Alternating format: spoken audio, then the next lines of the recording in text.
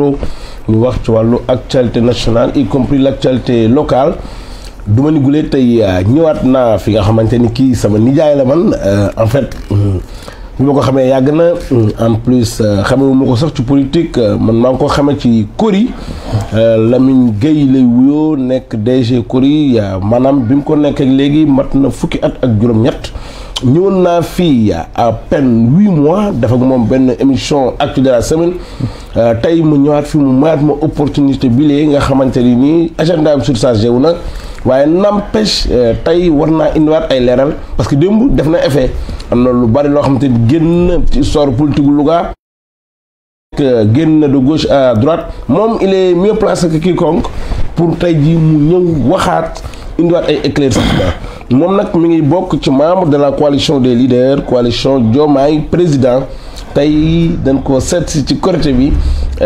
di ko bàyyi rek mu nuyoog ñu koy seetaan baalu àq laata ñuy dugg ci question yi. jërëjëf Alioune Badara.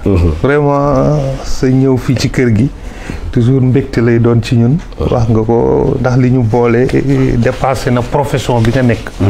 voilà jarbaan nga rakk nga xarit nga aussi. waaw mu am ci say kilifa ñu bari ñoo xam ne dama am ak ñoom relation. y compris ta maman Tuuti Dieng ma koy ziare au passage. alors tey nag bisu Iid la. vraiment muy bis bu am solo. ci ponk l'islam parce que juróomi ponk yi weeru koor dafa am poids bu rëy rëy bu mu ci am. dafay mois de promotion. nga xam ne foofu beaucoup de social sax dañ ko ci def mooy les bonnes œuvres. ay naafila ay zikr sans compter nag principal bi muy koor gi. kon ñuy ñaan yàlla lépp liñ ci def ci ay jaamu. lépp liñ ci def ay ndimbalante. liñ ci def ci ay zikr yàlla nañu ko nangul kii fi ak mari yeeg yëpp yàlla bu ci dara neen. yàlla nañ ko yàlla nangul. wesaare ko ci réew mi yëpp mu doon ay xéewal ci Sénégal mais dama yax tax muy xéewal ci àdduna bi yëpp ndax yàlla moom ay mbiram ñëpp ci xaj. kon maa ngi wax ay mubaarak waa Louga principalement voilà et puis ak waa Sénégal yëpp voilà encore une fois avant ma lay delloo parole bi mu ngi noonu dégg ngeen nim nuyoo man nag damay dem droit au but parce que moom nee naa leen membre de la coalition de la conférence des leaders coalition Diomaye président ci la bokk président man na question bi lay laaj mooy bilan bi nga xamante ni nii dem fësal nga ko am nga ay pàcc yu bari loo wax mais 1 an ngeen def ko ci nguur gi tey lan nga war a mën a tàbbi ci loxoy askan wi. voilà xam nga président Diomaye bi ñu koy fal élection yi mi ngi amoon 24 mars. exactement 2024. ci conditions yu difficiles. 15 jours avant un peu moins de 15 jours prison la génne. moom ak le premier ministre Ousmane Sonko. ils sont allés directement en campagne delluwaatuñu seen kër. ba ni résultat yi génne ñu yóbbu ko palais. waaw c'est extraordinaire. yàlla ko mën. alors avril muy benn mois charnière war ñoo yóbbu ci hivernage. muy hivernage 2024-2025. mbay mi. nit ñi am jiixi jaaxa. nga jël avril mai la ñu daan commencer di mettre en place les intrants agricoles. tout ce qui est engrais semences pesticides ak matériel agricole bi. mu nekk temps bu xat. malgré tout ils se sont mobilisés pour am une campagne disons que une très bonne campagne même si on compare ak année yi passé woon. parce que année bi jiitu 2023 nguur gi fi nekkoon 100 milliards lañ débloqué woon. ils ont réussi eux à débloquer 120 milliards. waaw pour mën a ñoŋal cette campagne agricole. 2024-2025 l'état de Diomaye président Diomaye. alors 120 milliards yooyu moo tax ñu mën a am semence bu doy am engrais bu doy am pesticides yu doy am matériel agricole même bu matewul fépp. am luñ ci renouveler. bi loolu amee ñu gis ni dafa amoon benn goulot d'étranglement moo doon semence bi. ni ñu ko daan utiliser dafa bari woon jalgati. parce que ci la nguur gi fi nekkoon daan profito di ko jox ay nitam ñu koy jaayaat ak ay bon. mooy ñin doon wax waa club toog muy dox. loolu laa leen tuddee club toog muy dox. dañ lay jox bon nga jël léegi dem jaay am 20 millions. waaw léegi jarul ngay wuti gerte wala dara da ngay dem rek jaay bon bi 20 wala 30 wala parfois 50 millions. noonu la daan yombee. noonu la daan yombee parce que am na ñoo xam ne dañoo taxaw ay opérateurs yoo xam ne. dañ ko xam système. xam nga boo seetloo bu njëkk amoon na ci école yi. boo daan dem vacances daan nañ la jox bon wu transport. waaw yéen a fàttali Lobat Fall yàlla na ko yàlla yërëm. buñ la daan jox bon ci yow bëggoo yow xaalis bi nga soxla da ngay dem gare routière fële pompier. bu dee bon bi 4000 la ñu jox la 2000 yow nga ñibbi moom mu encaissé 4000 am yàlla na ko yàlla yërëm ndeysaan. alors donc pour dire noonu lañ doon doxale lii man may wax nii Moustapha Cissé Lo moo ko njëkk a wax assemblée nationale daal ne gerte gi ay bandi ay sàcc lañ koy jox. ñii toog ci biir assemblée yéen a ngi may xool nii yéen du ngeen bay amu leen tool xamu leen fu tool nekk. fii ngeen di dem hôtel nu mu tuddati waay Café de Rome. bi nekk boulevard de la République. nee na foofu ngeen di dem di ko négocier. mu ni yéen sénégalais yi image bi mu ngi mën nga ko génne léegi YouTube mu ni yéen sénégalais yi. bu ñu xamoon li ngeen di def. ay yat lañ leen di fekki fii. dóor leen génne leen ci biti. mais bi nguur gi ñëwee. depuis loolu ñëpp xamoon nañ ko buñ ko lañ bëtee dañu gis ni lépp li Moustapha Cissé waxoon moo fi nekk kon ils ont travaillé à ce que gerte gi bu déparé ci fournisseur bi dara du ko gàllankoor dara du ci ruus ba muy àgg ci producteur loolu moo indi woon ñu boole armée ci distribution des intrants agricoles ak loolu indi woon militaires yi mais macha allah mu nekk système bu mucc ay boo seetloo déggoo fenn ñu kaas naan sama jiwu matul nangam. ba pare ku daan am 20 kilos dem nga bay am 40 kilos ñi daan am 10 sacs am 15 sacs parce que bu njëkk da nga daan am problème pour accéder à la semence ci semence bi bu dee gerte nee nañu production gerte rendement bi ngay am semence bi ak qualité am mooy yenu 35% pour que nga mën a am rendement bu baax de la production. Ça veut dire que su semence bi doyul wala semence bi baaxul tu risques d'avoir de très mauvais rendements loolu moo indi ren ñu am vraiment des productions records d'arachide. maam gis nga temps yi ministre de l'agriculture même def na benn circulaire pour dire que dañu bloqué woon exportation d'arachide. mais fii mu nekk usines yi liñ soxla woon 300 000 tonnes yi atteindre nañ ko. te bëgguñu mu lamb ci loxoy baykat yi léegi ku bëgg mën ngaa jaay mu dem bitim réew. en tout cas sauf nag semence bi. nee na semence bi rek la ñuy bañ ko génne. ndax ak semence bi quand même c'est un capital national. d'accord voilà donc loolu benn aspect la ci wàllu bilan. li mu xat-xat beneen bi aussi mooy opérateur semencier yi. dañ leen amee loon plus de 40 milliards.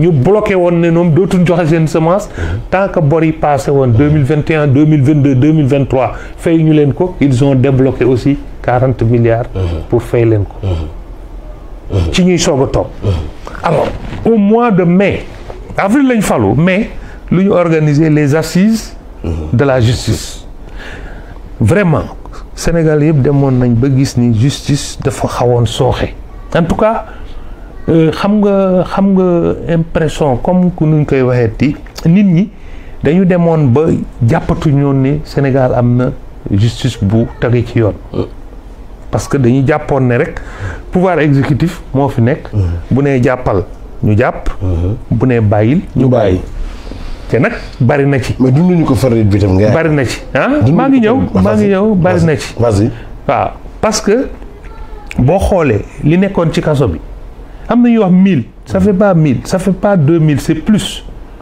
man dama am xamoon ku jege dossier bi nee na ma 2400 jeunes est-ce que xam nga demoon na bu boo takkee brassaaru Pastef boo rombee Dakar ci tali bi ñu jàpp la boo solee sax maillot vert jaune rouge ñu jàpp la boo wekkoo écharpe verte jaune rouge ñu jàpp la waaw mais loolu xam nga ko Pape Alioune Badara bàyyi sa yi ngay def génnal fi nga nekk.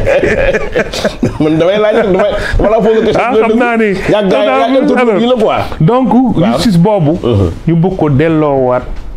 gëdd bi mu amoon. bëgg ko delloowaat crédibilité. bi mu amoon. et je crois que assises yi c'était extraordinaire génn na plus de 30. recommandations groupe de recommandation yoo xam ne ñu ngi commencé di def la mise en œuvre. ñu jóge ci loolu vous avez vu il y a eu des rencontres interministérielles avec le Premier ministre pour préparer l'ouverture des classes ci période bu difficile parce que nawet bi commencé woon na jege si tout ça ak le curage des canaux et cetera gis ngeen liggéey bu mucc ayib bi nga xam ne le ministre de l'hydraulique def na ko Cheikh Tidiane Dièye au niveau des grands axes yi nga am à Touba gis nga travaux yi ñu doon def à Touba que ça soit à Dakar et cetera dans la banlieue pour anticiper waaw di dégager donc les canaux donc d'évacuation des eaux usées et des eaux pluviales. Ok. Alors c'est la même chose pour les écoles ñu anticiper même pour écoles yi préparer ko parce que écoles yu bari y avait de la stagnation ndox yi fees ci écoles yu bari ñax yi surtout dans les zones pluvieuses comme en Casamance et un peu à l'est du Sénégal ñu liggéey ci aussi liggéey yu mucc ayib pour assurer aux enfants une rentrée boo xam daf lay permettre li ñu naan ubbi tey jàng tey qui a été une réussite. Alors boo ñëwee sur le plan des contrats la renégociation am na ñu doon wax mënatul am mënul am day coow dangam et pourtant c'est en train de se faire la renégociation loolu moo permettre au niveau de Azer des centaines de villages 180 je ne sais pas ou 190 villages jàpp ma chiffre yi quand même vous m'excuserez. En tout cas, centaines là. Au moins plus d'une centaine de villages supplémentaires dans le cadre d'une négociation. Mais xam nga lu ko indi loolu est-ce que xam nga lu ko jur dañ daan jël benn poto lampe rek ñu ko daan jëndee nee nañu 1 million ba 1 million 200 ci poto lampe boo xam ne 200 000 lay jar. Ils ont réussi à le faire wane ko mu leer nañ poto buy jar 200 000 ñu koy facturer 1 million 200 surfacturation yooyu laa wax ne fépp la amoon te léegi amatul te dootul amati. D'accord. Waaw parce que le nouveau pouvoir est en train de combattre ça. Ok. Au niveau des hydrocarbures dégg nga léegi dafa bari ñoo xam ne daawuñu fay sax les droits et taxes daawuñu fay fiscalité yi nga xam ne dañ ko waroon fay état bi sax am na ñu tëdd ay années yoo xam ne fay ñu ils ont commencé à négocier. Ok. da nga gis foo xam ne dañ doon fay quelques millions dem nañu ba accepter di fay ay milliards par an avec le ministre Birame Souleye Diop. waaw xam nga vraiment buñ dee wax jubbanti actuellement jubbanti bi moom mi ngi dox bu baax a baax. mi ngi en marche. Ah oui le jubbanti vraiment est en marche et pour revenir fi nga ma bëggoon laal sur la justice. waaw. bari na yooyu gis temps yi. nit def dara. waaw gars yi defe ne bu demee day tëdd. mais mu dem ñu bàyyiwaat ko mu ñëw. wala gars yi yuuxu woo leen diw kenn du ko woo. xam nga loolu amu fi woon il y a 1 an et demi moom waxuma la bala ngaa pare ci émission bi sax boo sàgganoon ñu ñëw ni kunkung jël la yenn yóbbu.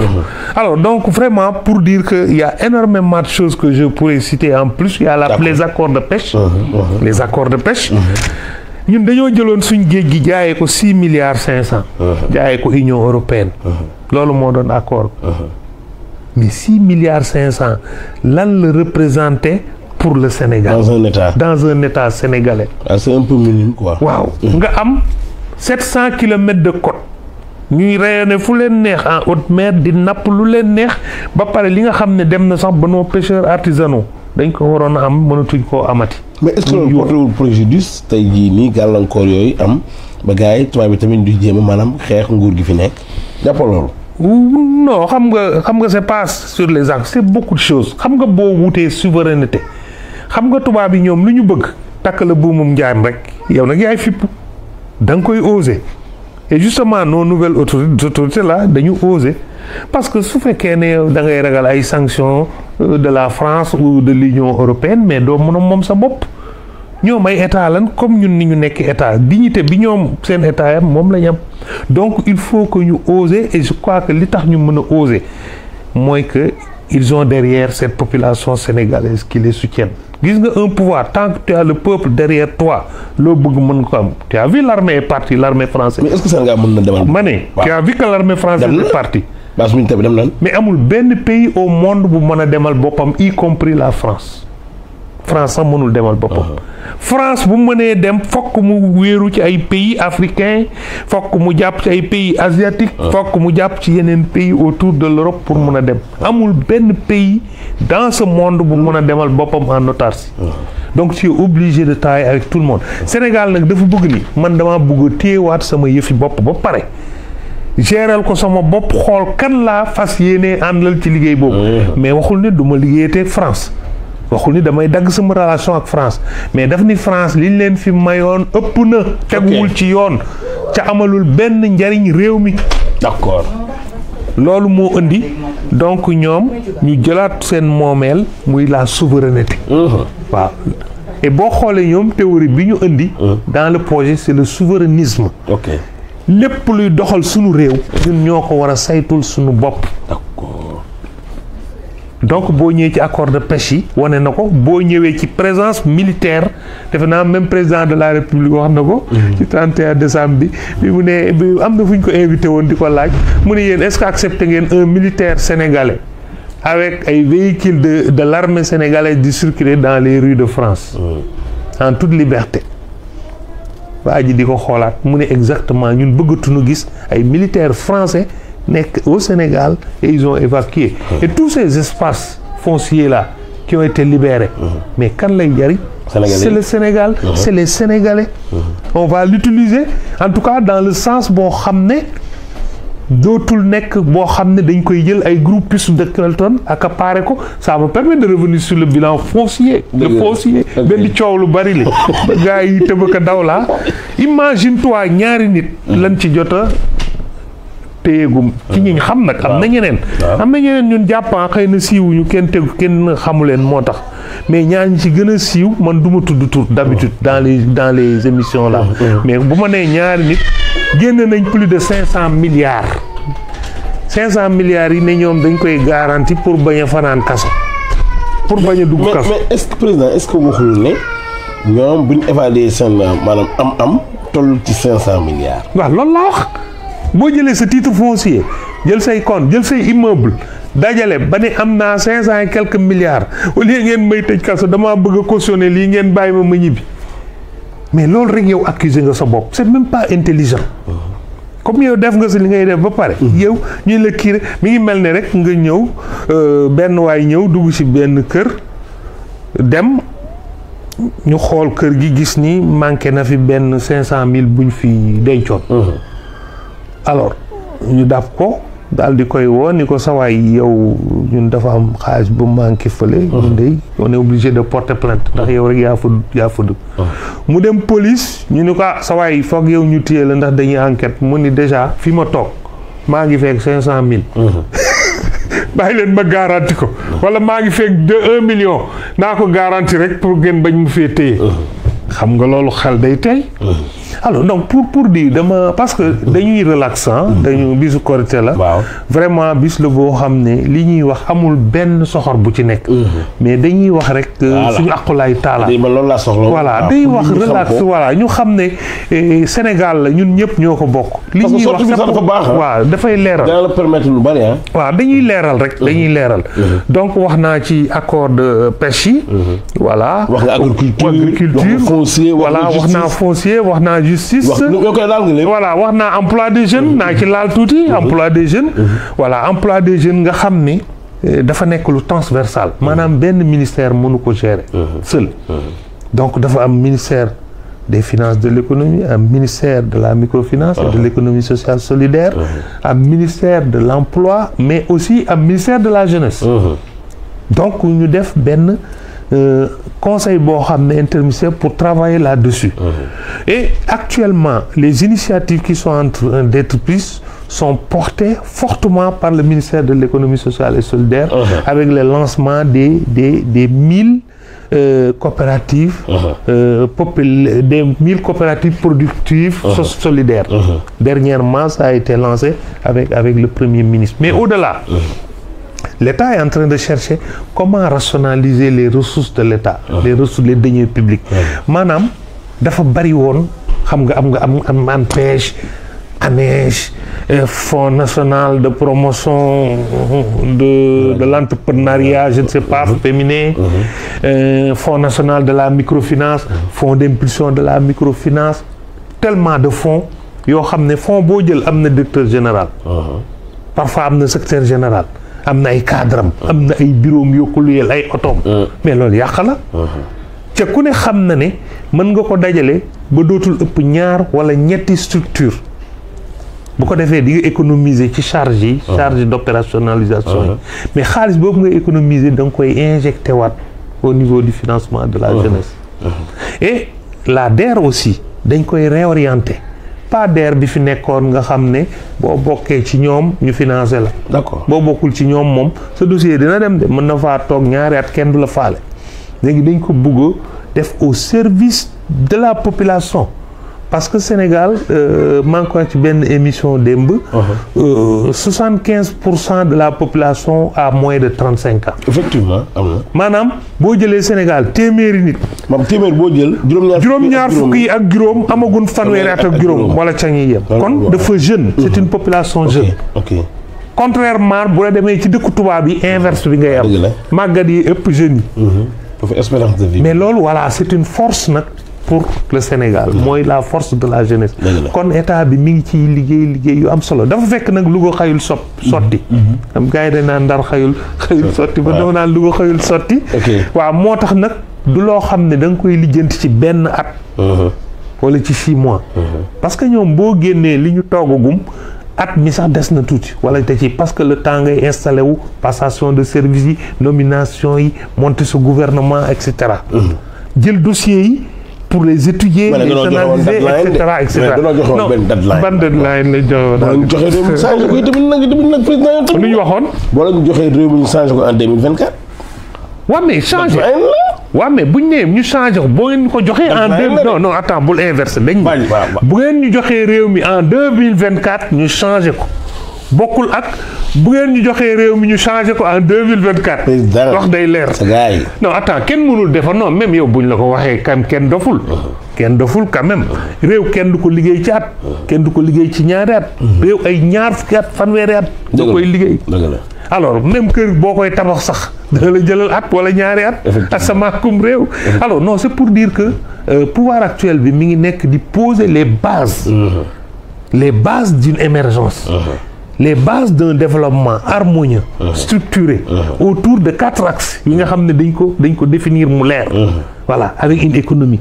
compétitive avec un aménagement du territoire et l'équité donc l'équité territoriale avec nu mu tuddati comment on appelle ça une justice boo xam ne c'est une équilibrée et tout ça donc voilà tellement de choses voilà il y a l'engagement africain aussi voilà bari na et beaucoup de choses yoo xam ne ci axe yi bu ñu ko toppee mën na gudd bu ñu ko bëggee détailler dina gudd alors loolu mooy wane ne boo amee fondation nag ba mu dëgër këcc loo ci teg daf koy mën a àttan day mën a dem ci ñun foofu lañ jëm mooy am réew moo xam ne pétrole léegi am na commencé nañ exploiter ah oui on va jusqu'à 1 million de barils bientôt alors donc par jour loolu mun na dem ba Sénégal li mu ciy gagné ak li muy am ci gaz li muy am ci or xam nga or bi léegi kenn dootu ko sàcc di ko def ci ay avion di yóbbu dégg nga loolu Sabodala léegi or bi yow mos ngaa gis usine bi kañ nga ko njëkk a gis ci sa àdduna ci Sénégal usine bi ñuy kiiwee or bi seggee or bi man bi ma mujj njëkkee gis yàggul ci image sénégalais amul woon sax droit dugg fa d'accord naa li nga wax mais xam nga tey jii gars yi mooy saa su ma la déggee yow la façon doo ti baax la dafa mel ni yow lu bees tàq lañ fi gis loo xamante ne nii dafa jomb gars yi dafa jomboon gars yi léegi yomb nañu ñu ngi koy gis non dañu gis lu bees tàq ñi fi nekkoon dañu bëggul woon réew mi seen bopp lañ fi nekkaloon mais c'est clair loolu rek la ñii dañu ñëw pour jubbanti jubbanti ñii dañ fi nekkoon pour seen i nit dynastie mais dynastie Faye Sall du man maa ko waxoon. ki ko waxoon moo mujj nekk ministre conseiller nekk na fi lu ne directeur général sous le régime passé. dynastie boobu moo doon dox fii ci Sénégal parce que ñoom mais wax nañ le dañoo leb 7 milliards de dollars nëbb ko ba FMI moo ko génne dans son dernier rapport 7 milliards de dollars xam nga ñaata la plus de 4300 milliards CFA yoo xam ne Macky Sall bor bu mu làqoon la bàyyi ko fi dem. mais est-ce que tey jii nii loolu poussé wul FMI mu dem vers la méditation ne day dellu li jëm lëx mbóot loolu ba mu leer. waaw mu doogaa ñëw indi. non léegi leer na nañ ñu nekk FMI moom léegi am na information yépp xam nga FMI ci lu mu nekk léegi xam nga les institutions là de Bretton Woods Banque mondiale FMI amuñu xaritu nit ñoom xaritu état lañ am. état la ñuy liggéeyal. xam nañ ni Sénégal tegu na léegi ci loxo yu wóor yu leen dul naq yu leen dul jox ay chiffres yoo xam ne taxawul. di leen làq ay financement yuy jot. kon ñoom dañu ni dañuy ànd ak pouvoir yi fi nekk ñu seet situation bi jafe na lool. waaye danañ ànd ak ñoom liñ ci man di ko ci jàpp ñeneen di ci jàpp état bi di wut yeneen pexeem gis nga lancé nañu une levée de fonds obligataire. voilà. le ministre du budget. voilà gis naa moom chef du bas. voilà boo xam ne 150 milliards. te loolu ñun ñii la c'est un peu l'épargne publique la ñuy collecté. c'est tellement intéressant avec des taux d'intérêt yoo xam ne day dépasser 6% à partir de 3 ans. c'est-à-dire ce 10 000 bu la neexee nga dem jël ci obligation benn. appel kii la levée de fonds mais kon xanaa yow tey jii loolu moom moo la poussé ba nga adhéré wu nekk allié phare. non bi may adhéré wu alternance amagul mais man dama jàpp ne dama jàpp ne nit laa ko am damay réfléchir. damay dox. nekk ci milieu finance. di tukkee ka ñëw. di lire documents yi ñoom ñi doon doxal réew mi nekk ay ministère de directeur la ñu jàng naa ko. li ma xam naa ko. donc demoon naa ba gis ni ñii nekk lu ñu tunu fii askan wi. parce que ñun dañoo fal Macky Sall 2012. 2011 laa ko ànd ak moom falogul woon. waaw ma jàppale ko ba 2018. mais quand j'ai vu déggoo ma ne la moo tax am na ñuy wax temps yi dinañ ci dellu si man sama salaire moo ëppoon salaire u ministre fuuf waxuma la sax tuuti jamono bi ma retraité ci 1 an lay toll maa ngi sant yàlla bu baax a baax te du retraite sax man maa arrêté parce que j'en avais marre dama bëggoon def leneen actuellement je fais mon travail. J'ai mon cabinet. 18 ans waaw 18 ans DG. man damaa faale ministre ak waa yeneen ak kii moo tax ñuy wax fii daan poste lay wut. man j'ai créé ma propre entreprise. le groupe de recherche et d'action pour le développement maa ngi ay marché di ko exécuter dans le privé. lu ma am ci privé laa ko amee. musuma liggéey ci état. musuma liggéey ak état. j'ai été toujours dans le privé. Alors donc pour dire tout simplement que alors quand des gens parlent de ces choses là maa ngi perdre sax xaw ma fu nu yem. maanaam tey jii nii yow bi nga nekkee maanaam def nga 18 ans ci kii yaa ngi doon ubbi sa cabinet bopp foofu nga nekk ci dynamique boobu ci mouvance boobu. waaw mais maintenant man dafa am feneen fu may rebondir concernant ci li nga xamante ni rek moom mooy bilan bi wax nga ko. wax nga lan moo tax nga def maanaam ralliement bi avant boobu la woon sax alternance. voilà foofu la woon dama la doon wax ni la. donc man bi ma ciy dugg dama dem ba gis ni ñii moom yoreetunu mënatunoo def lu baaxal Sénégal. mais il fallait nga xool kan nga gis potentiellement que mun naa yóbbu réew mi ca kanam mais j'ai fait mes analyses ànd ko aussi ak des amis des experts ñu waxtaan ba gis ni. li nga xam ne Pastef proposé na ko muy le projet ñu jàngat ko moom buñ ci Sénégalais yi jàppee ñu déroulé ko ni ñu ko bindee bu boobaa lii mën na yóbbu Sénégal fu baax a baax loolu moo tax ma ànd ak ñoom. d'accord leer na. waaw. ma fàttali leen tey dañoo ñëw rek def benn sortie bi nga xamante ni nii dañuy baaxantal rek jëmale ko ci fête de l'Aïd el Fitr bi Korité bien vrai que moom timing am sax bokkut ak yeneen timing yi parce que moom actuellement il fait l'actualité il fait à la une de la presse locale et nationale. Lamine Diop lay wuyoo membre Lamine Gueye membre de la conférence des leaders coalition Diomaye président. sorte bi nga def démb. def na tollé. oui. def na tollé def na enjeu. dekkilaat na am na lu mu génne am na lu mu wone. lan la la inspiré. mais man dama jàpp ne ku nekk da ngay dox sa yoon ku nekk yaa ngi sa yoon. di dox la nga ca war a dox. man sama yoon laa nekk. am fu ma bokk am ay objectifs yoo xam ne. mooy li nga xam ne moom la état bi bëgg mooy képp ku doon gérer xaalis muy xaalisu réew mi dinañ la woo nga leeral ko donc ci yoon woowu laa doon waxe man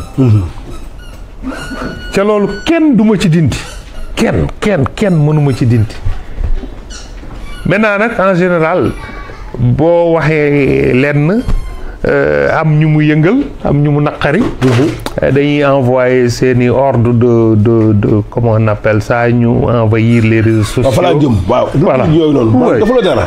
non au contraire c'est-à-dire man je suis dans la logique les chiens aboient.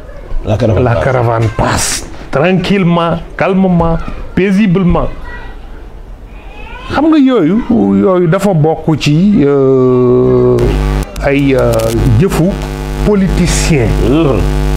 charme politique la. pour bañ non damay fi ma jëm xabaay màgg fa. base xam nga jëf yu ñaaw yooyu yu salte yooyu dafa bokk ci jëfu politicien pour ne pas dire politicien. ok maanaam dama ko yàgg a wax nag ëpp na 20 ans ma naan leen dafa am différence entre homme politique ak politicien.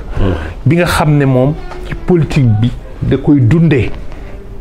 lépp lu muy wut foofu la ko bëgg a jaaree bu bëggee kër bu bëggee dem màkk bu bëggee tabax bu bëggee nàngam kooku daf koo jaral lu ne mën na la sosal ci wor lay dund ci sàcc lay dund du ragal yàlla du sóoraale ëllëg moo tax sax d'ailleurs boo nekkee ci milieu de la politique sa crédibilité sax bi voilà day poser parfois problème ndax nit ñi dañ na ay kii politicien la moi j'ai toujours refusé d'être politicien mais je me bats pour continuer à rester un homme politique donc bu ma déggee Lamine mosul gagné bureau de vote ay ree la may def ñun artillerie bi nga xam ne élection bu fa am depuis 2000 coalition bu ma bokk may nekk mandataire bi depuis 2000 coalition bu fan artillerie 3 dernières élections yi 2022 mooy élection locale mooy doon kii nu tëdd moo doon yeewi askan wi 2022 yeewi askan wi la woon 2024 élection présidentielle législative élection novembre 2024 ñetti élection yëpp on a gagné tous les bureaux de vote tous les bureaux de vote tous les bureaux de vote am na ñu ni aussi yooyu dimbaliwul kenn waaw li ma recruter ñi nga xam ne maa leen jàppale ba ñu am liggéey am salaire léegi yor seen kër ëpp na 20 personnes des jeunes te ba léegi nekkuma ci état de lii lépp dans le privé waaw ñooñu tey boo ko mënoon da nga leen topp ñi ngi fii demuñ ñu ci bari korité si nañ ñoo xam ne maa leen recruter ñu nga seen poste di liggéey ëpp nañu fe cew loolu Louga rek la bokkul ak ñi nekk ci yeneen parce que man je dépasse ay débat yu suufe yooyu di nekk ci sew-sewaan yooyu alors donc pour dire am na ku ne sax dégg naa Lamine Gueye amul dara Louga du fi fanaan du fi yendu tabaski lay ñëw bu ñëwee du fi sax fanaan day génn yow fii fan la fi du sama kër gisoo sama soxna na le toog sama soxnaa toog ni kii du xale yi te fii yàgg naa fi man sama yaay fii la nekk Artillerie ma juddoo fi màggee fi waaw bu ñu yaakaaree ne nag am na ku ñuy xoqatal nañu wuti keneen du Lamine Gueye mii man Artillerie laa yaroo koñu Neexle nekk fa football Neexle football Njàngaan nekk président Neexle pendant 4 ans. nekk dans le mouvement associatif. nañu laaj suñu koñ fi ñu màggee man koñ boobu naka la tuddoon du ma ko wax fii parce que day reetaan lu quoi. nañu laaj El Hadji Dem photographe nañ ko laaj suñu koñ boobu nan lañ ko tudde woon. kon bu dee ku ñuy xoqatal du ci man lañ koy jaare man nag du ma leen tontu. li nekk ci réseaux sociaux yi du ma leen tontu parce que awma seen temps courage politique xam nga mooy lan. sa nawle wala sa moroomu responsable politique bu waxee neexu la nga génn nga tontul sa bopp waaye ngay yebal ay nit ñu tekkiwul dara ñuy wax ay waxi picc waxi kii je les attends sur le terrain ils vont voir avec moi ça je te le dis.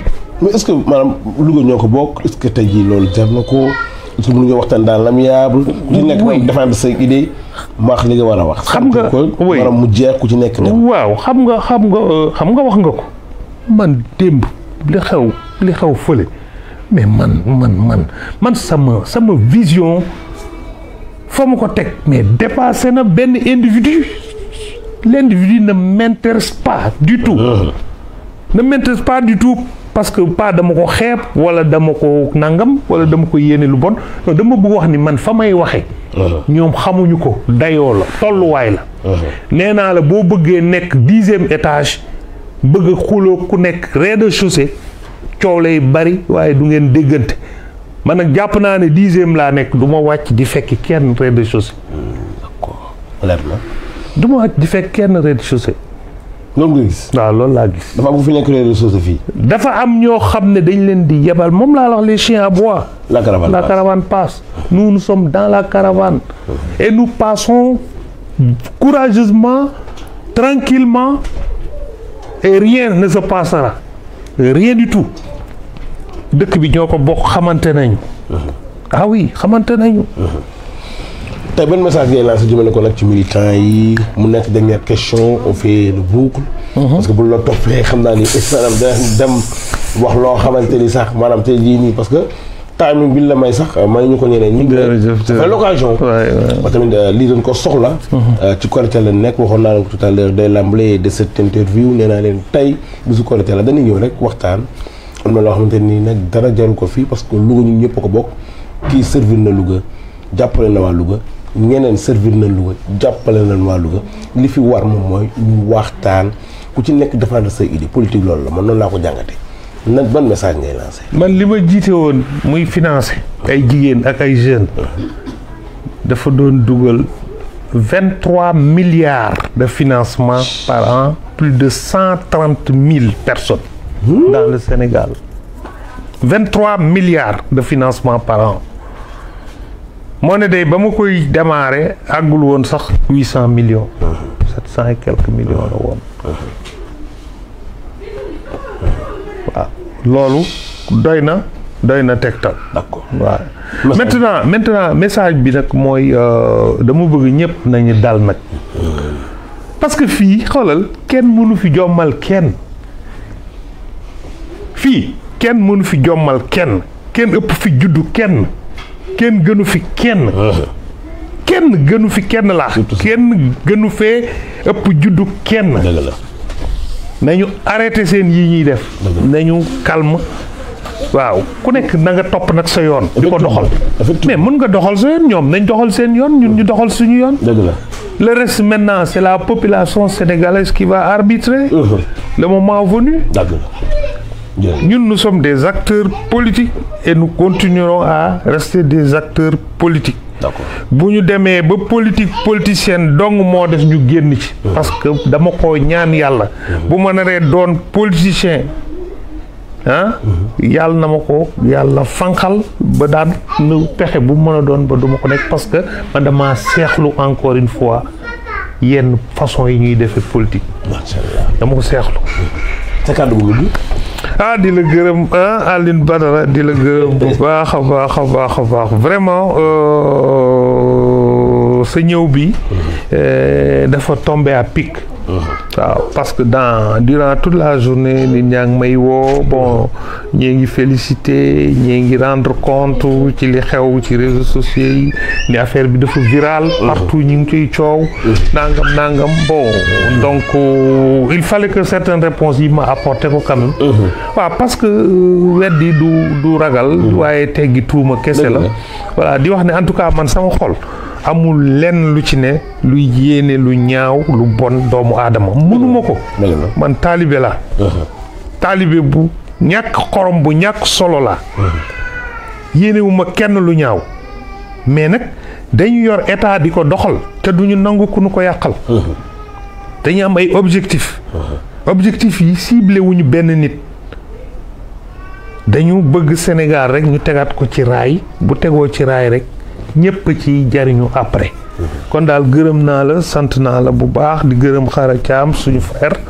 vraiment gis naa liggéey bi ngeen di def parce que lii aussi dafa baax pour ñun ñi nga xam ne nous sommes des hommes politiques des hommes publics ñu am ay opportunités de communication dafay tax ñu mën a wax suñuy xalaat di wax suñuy position yi nga xam ne population bi buñ ko déggee jombul dana am luñ ci jàngat ci gën a xam ñun ñooy ñan waaye aussi dina xam ñun fan la ñu bëgg a dem ak lan la ñu yéene réew mi allahumma salli ala sayyidina muhammadun wa sallim. mu ngi noonu gis ngeen kàddu yooyu moo tukkee nag ci Lamine Gueye Cory moom nag nekkoon DG Cory pendant 18 ans membre de la conférence des leaders coalition Diomaye président tey ñu ñëwaat nii encore une fois de plus këram ci feetu ay del fitre bi waxtaan ak moom nag baalu àq mais indi la éclaircissement jëmale ko nag ci sortie démb bi loolu tamit am na solo naka noonu tey moom nee na ciblewul benn nit parce que tamit ñoom doona yor état te bëgguñ kenn ku leen ko yàqal ñoom li leen fi maanaam tegee moom mooy rek